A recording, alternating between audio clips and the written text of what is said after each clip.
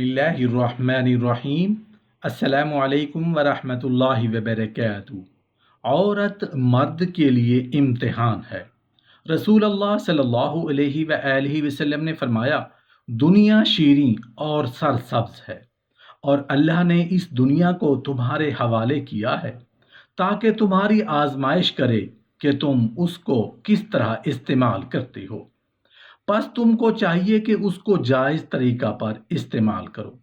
اسی طرح عورت بھی تمہاری آزمائش کی چیز ہے، پس تم کو چاہیے کہ عورت کو بھی جائز طور پر استعمال کرو، کیونکہ بنی اسرائیل میں سب سے پہلا فتنہ عورتوں ہی کی وجہ سے برپا ہوا تھا، یعنی انہوں نے اپنی عورتوں کو چھوڑ کر دوسری عورتوں سے دل لگایا اور ان کے ساتھ تعلقات قائم کیے۔ اور اس کا قصہ اس طرح ہے کہ حضرت موسیٰ علیہ السلام قوم جبارین سے جہاد کرنے کے لیے بنی اسرائیل کو ساتھ لے کر کنعان پہنچے، تو بلعام بن باعورہ کی تدبیر کے موافق اس قوم کی خوبصورت نوجوان لڑکیاں حضرت موسیٰ علیہ السلام کے لشکر میں چلی گئیں۔ ایک لڑکی کو بنی اسرائیل کے ایک سردار نے دیکھا اور دیکھتے ہی اس پر دل ہار بیٹھا، اور اس کا ہاتھ پکڑ کر حضرت موسیٰ علیہ السلام کی خدمت میں لے گیا، اور حضرت موسیٰ علیہ السلام سے کہا، کیا یہ عورت میرے اوپر حرام ہے؟ حضرت موسیٰ علیہ السلام نے فرمایا، ہاں، اس کے پاس ہرگز نہ آنا۔ اس پر سردار نے کہا، تمہاری یہ بات نہیں مانوں گا۔ پھر اس عورت کو اپنے خیمہ میں لے جا کر اس سے بدکاری کی۔ اس پر اللہ کا غضب جوش میں آیا، اور آن کی آن میں بنی اسرائیل کے 7,000 آدمی ہلاک ہو گئے۔ دیکھیے، ایک آدمی کے زنا کرنے سے کیسی تباہی آئی، اور ہمارے کتنے بھائی جو اپنی بیوی کو چھوڑ کر غیر عورتوں سے اپنا منہ کالا کرتے ہیں اور پھر اپنی تباہی اور بربادی کا گلہ کرتے ہیں۔ نبی کریم صلی اللہ علیہ وآلہ وسلم نے فرمایا، دنیا کی تمام چیزیں عارضی فائدہ مند ہیں، اور دنیا کی بہترین فائدہ اٹھانے کی چیز نیک عورت ہے، کہ نیک عورت کا فائدہ پائیدار اور ہمیشہ رہنے والا ہے۔ نبی کریم صلی اللہ علیہ وآلہ وسلم نے فرمایا، عورت سے نکاح کرنے میں 4 چیزیں دیکھی جاتی ہیں: مالداری، شرافت، خاندانی خوبصورتی، دینداری۔ لیکن تم کو چاہیے کہ دیندار عورت تلاش کرو، کیونکہ دیندار عورت ہی صحیح معنی میں مرد کے حقوق ادا کر سکتی ہے۔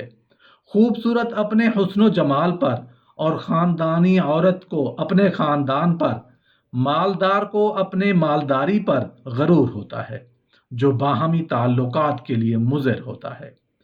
نبی کریم صلی اللہ علیہ وآلہ وسلم نے فرمایا کہ عرب کی بہترین عورتیں قریش کی نیک بخت عورتیں ہیں، کیونکہ وہ اپنے بچوں پر ان کے بچپن میں بہت زیادہ مشفق ہوتی ہیں، اور اپنے خاوند کے اس مال کی جو ان کے قبضہ میں ہوتا ہے بہت زیادہ حفاظت کرتی ہیں، یعنی اپنے خاوند کے مال کو فضول ضائع نہیں کرتی۔ حدیث سے معلوم ہوا کہ جس عورت میں 2 خوبیاں ہوں وہ تمام عورتوں میں بہتر ہے۔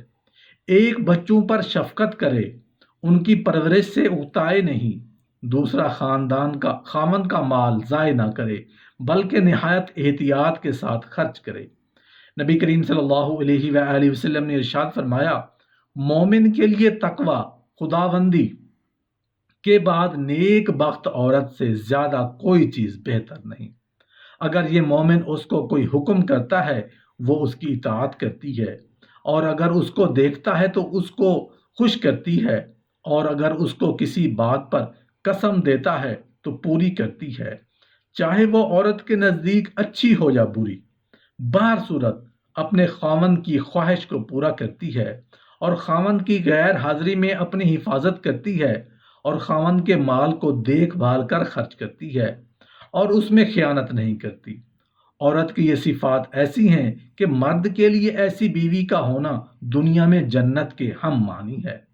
دیکھا، عورت کی یہ خوبیاں جن پر جتنا بھی قربان ہوں تھوڑا ہے، اور ہمارے نزدیک عورت میں یہ خوبیاں ہونی چاہیے: حسین ہو، گانا جانتی ہو، ناچ میں ماہر ہو، بے پردہ، پھرنے میں آر نہ کرتی ہو، ہاتھ میں ہاتھ ڈال کر بازاروں اور تفریح گاہوں میں بے تکلف چلتی ہو، خواہ کریکٹر کتنا ہی خراب ہو، ایسے مسلمانوں پر جتنا بھی افسوس کیا جائے کم ہے۔